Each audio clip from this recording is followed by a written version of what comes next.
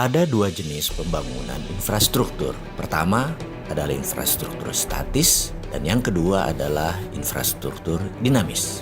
Pembangunan jalan tol, pelabuhan, bandara adalah kategori sebagai pembangunan infrastruktur statis. Sifat dari infrastruktur statis adalah penunjang kegiatan infrastruktur dinamis. Karena itu infrastruktur statis dibangun di banyak negara setelah siap pemakainya. Di Amerika misalnya di tahun 1940 sampai 1961, Amerika membangun infrastruktur statis besar-besaran. Tujuan utamanya adalah menyediakan pemanfaatan untuk industri otomotif Amerika. Mereka membangun jalan lebih dari 25.000 km.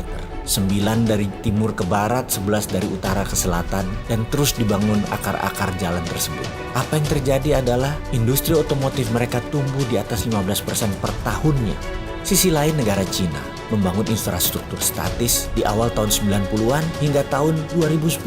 Hanya sisi timur negara tersebut yang dibangun, kemudian baru ke arah tengah. Karena sisi timur Cina adalah daerah produksi dan daerah pelabuhan untuk pendistribusiannya ke internasional. Membangunnya terbesar pun adalah jalanan dan rel kereta api. Tujuannya tak lain adalah mempermudah distribusi produk, mempermudah penunjang infrastruktur dinamis.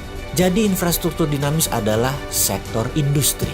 Seperti Amerika membangun industri hulu penyediaan bahan baku, menyediakan untuk pabrik-pabrik otomotif mereka, pabrik pengelolaan biji besi, steel foundries, kemudian juga produksi perminyakan mereka, gasolin untuk bahan bakar mobil tadi, industri pangan, itu semua dikatakan sebagai infrastruktur dinamis karena tujuan disebut dinamis adalah bergerak mengikuti kebutuhan pasar. Seperti juga sisi lain Cina. Cina membuat peraturan mendukung infrastruktur dinamis dengan peraturan yang super bebas. Cina boleh meniru, melakukan imitating. Cina di tahun 90-an, 2000 masih dikatakan sebagai imitating country, negara peniru. Sekarang Cina disebut innovating country, negara pencipta. Kita semua tahu kata-kata bijak dari Pini Sepuh kita yang mengatakan Allah bisa karena biasa. Jadi setelah biasa meniru, mereka sekarang mengerti apa yang terbaik dan setelah itu menciptakan produksi baru yang kreatif dan inovatif. Itulah Cina sekarang yang membangun infrastruktur dinamis terlebih dahulu baru infrastruktur statis. Demikian juga infrastruktur Amerika. Dinamis dulu